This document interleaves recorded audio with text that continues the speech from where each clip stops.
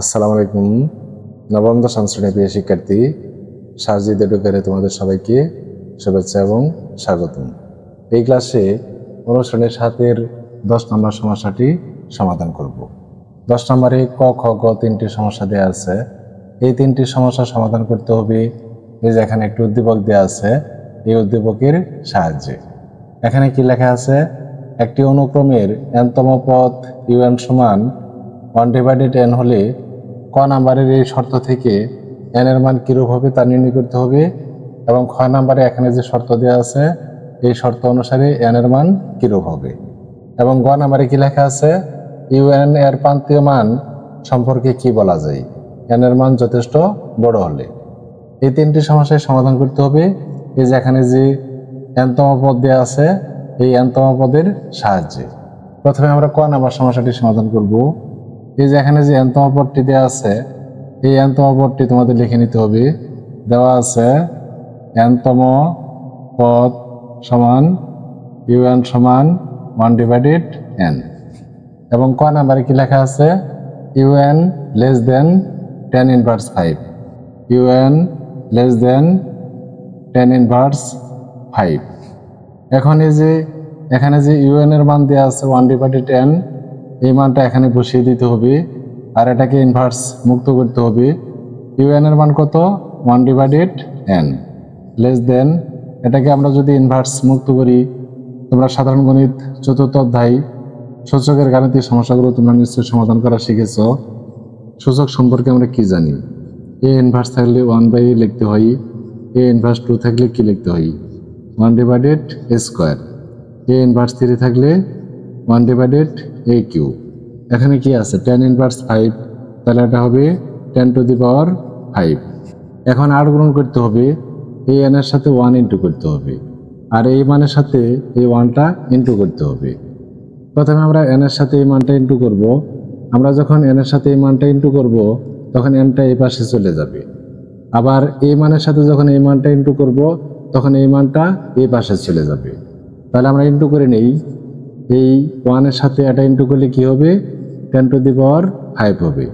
Less than n এর সাথে 1 into করলে কি হবে? n হবে।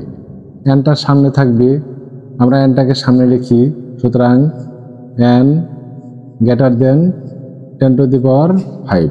যেহেতু nটা আমরা সামনে লিখেছি, চিহ্নটা n এর দিকে আছে, সুতরাং n এর মান 10⁵ অপেক্ষা বড় হবে। এটাই অ্যান্সার। এভাবে খ নাম্বার সমস্যাটি সমাধান করতে হবে।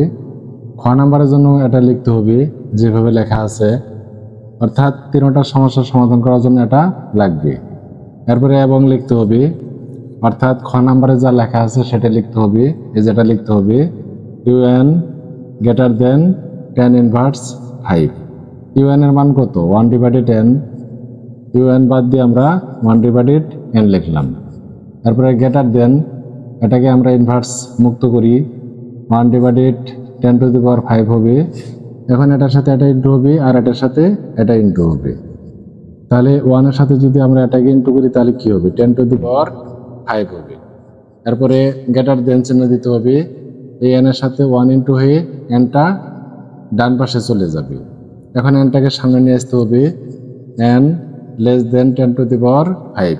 এই যে এখানে যে চিহ্নটা, এটা কিন্তু এই সংখ্যার দিকে আছে। আমরা যখন এই সংখ্যাটাকে পরে লিখলাম তখন চিহ্নটা ঘুরে এই সংখ্যার দিকে হয়ে গেল, অর্থাৎ এখানে n এর মান কি হবে? এত অপেক্ষা ছোট হবে। এটা আনসার। তারপর গ নাম্বারে কি আছে? un এর প্রান্তীয় মান সম্পর্কে কি বলা যায়?